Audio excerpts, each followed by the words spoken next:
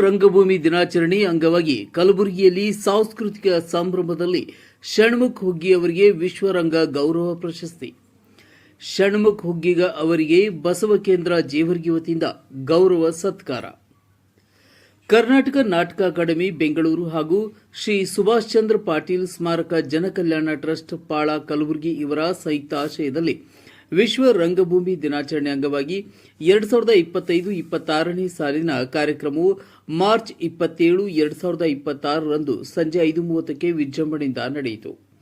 ಕಾರ್ಯಕ್ರಮಕ್ಕೆ ದಿವ್ಯ ಸಾನ್ನಿಧ್ಯವನ್ನು ಶ್ರೀ ಡಾ ರೇವಣಸಿದ್ದ ಶಿವಾಚಾರ್ಯರು, ಚಿಕ್ಕ ವೀರೇಶ್ವರ ಹಿರೇಮಠ ಶ್ರೀನಿವಾಸ ಸರಡಗಿ ವಹಿಸಿದ್ದರು. ಉದ್ಘಾಟಕರಾಗಿ ಕಲಬುರಗಿ ದಕ್ಷಿಣ ಮತಕ್ಷೇತ್ರದ ಶಾಸಕರಾದ ಅಲ್ಲಮ್ಮ ಪ್ರಭು ಪಾಟೀಲ್ ಭಾಗವಹಿಸಿದ್ದರು.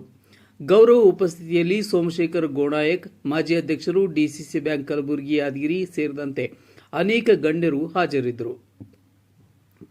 ಮುಖ್ಯ ಅತಿಥಿಯಾಗಿ ಡಾ ಕೆವಿ ನಾಗರಾಜ್, ಕರ್ನಾಟಕ ನಾಟಕ ಅಕಾಡೆಮಿ ಬೆಂಗಳೂರು, ಬಸವರಾಜು ಹೂಗಾರ್, ರಾಜಣ್ಣ ಜೇವರ್ಗಿ, ವಿನೋದ್ ಕುಮಾರ್ ಪಾಟೀಲ್, ನಾಗೇಂದ್ರ ಮುಸುತಿ ಸೇರಿದಂತೆ ಹಲವರು ಕಾರ್ಯಕ್ರಮಕ್ಕೆ ಮೆರುಗು ತಂದರು.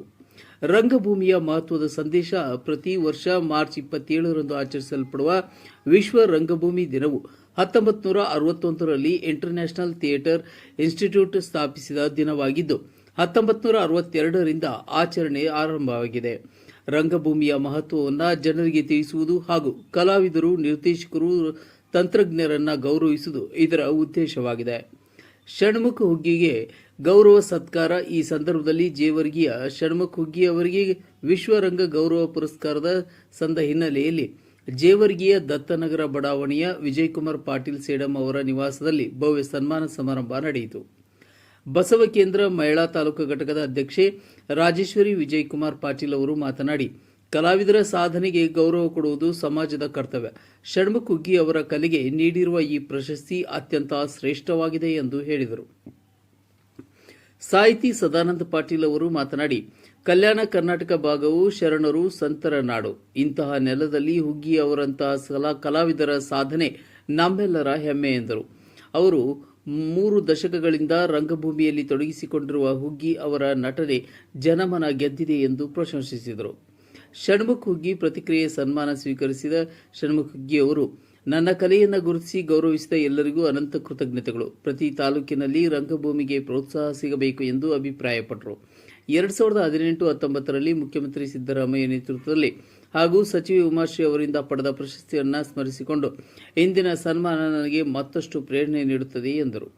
ಈ ಸಂದರ್ಭದಲ್ಲಿ ಸಾಹಿತಿಗಳು ಹಾಗೂ ಉಪನ್ಯಾಸಕರಾದ ಸದಾನಂದ ಎನ್ ಪಾಟೀಲ್, ಮಲ್ಲಿಕಾರ್ಜುನ ಹುಗ್ಗಿ, ಅಖಂಡಪ್ಪ ಹುಗ್ಗಿ, ಸಮಾಜ ಸೇವಕರಾದ ಸಿದ್ದು, ಅಂಕುಶ್ ದೊಡ್ಡಿ, ಶಶಿಧರ್ ಎಂ ಬಿಳವಾರ್, ವಿಜಯಕುಮಾರ್ ಪಾಟೀಲ್ ಸೇಡಂ, ಶಿಕ್ಷಕರಾದ ಸುನೀಲ್ ಕುಮಾರ್ ಗಡಗಿ, ತಾಲೂಕಾ ಬಸವ ಕೇಂದ್ರ ಮಹಿಳಾ ಘಟಕದ ಅಧ್ಯಕ್ಷೆ ರಾಜೇಶ್ವರಿ ವಿ ಪಾಟೀಲ್ ಸೇಡಂ, ಪದಾಧಿಕಾರಿಗಳಾದ ವಿಜಯಲಕ್ಷ್ಮಿ ಪಾಟೀಲ್, ರಾಜೇಶ್ವರಿ ಹಿರೇಗೌಡ್, ಕಾವೇರಿ ಪಾಟೀಲ್, ಸಮಾಜ ಸೇವಕರು, ಶಿಕ್ಷಕರು ಹಾಗೂ ವಿವಿಧ ಸಂಘಟನೆಗಳ ಪದಾಧಿಕಾರಿಗಳು ಉಪಸ್ಥಿತರಿದ್ದರು.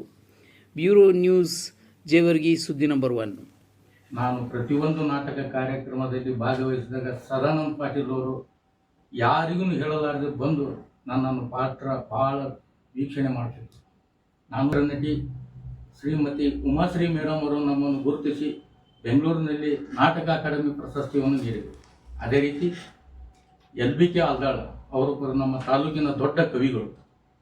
ಶೇಖ್ ಮಾಸ್ಟರ್ ಅಧ್ಯಕ್ಷತೆಯಲ್ಲಿ ಕರ್ನಾಟಕ ನಾಟಕ ಅಕಾಡೆಮಿಯ ಅಧ್ಯಕ್ಷರಾದ ಶೇಖ್ ಮಾಸ್ಟರ್ ವಿಜಾಪುರ್ ಇವರ ಅಧ್ಯಕ್ಷತೆಯಲ್ಲಿ ಇದೇ ನಮ್ಮ ಗುಲ್ಬರ್ಗದ ಪಂಡಿತ ರಂಗಮಂದಿರದಲ್ಲಿ LBK ಆಲ್ದಾಳ್ ಪ್ರಶಸ್ತಿ ನೀಡಿ ಗೌರವಿಸಿದರು. ಅದೇ ರೀತಿಯಾಗಿ ನಮ್ಮಂಥ ಹವ್ಯಾಸಿ ಕಲಾವಿದರನ್ನು ಗುರುತಿಸಿ 2026ರಲ್ಲಿ ಮಾರ್ಚ್ 27ರಂದು ವಿಶ್ವ ರಂಗಭೂಮಿಯ ದಿನಾಚರಣೆ ಅಂಗವಾಗಿ ಶರಣಗೌಡರು ಪಾಟೀಲ್ ಅವರು 18 ಮಂದಿ ಸಾಧಕರಿಗೆ ಗೌರವಿಸಿ ಒಂದು ಪ್ರಶಸ್ತಿ ನೀಡಿದ್ದಾರೆ.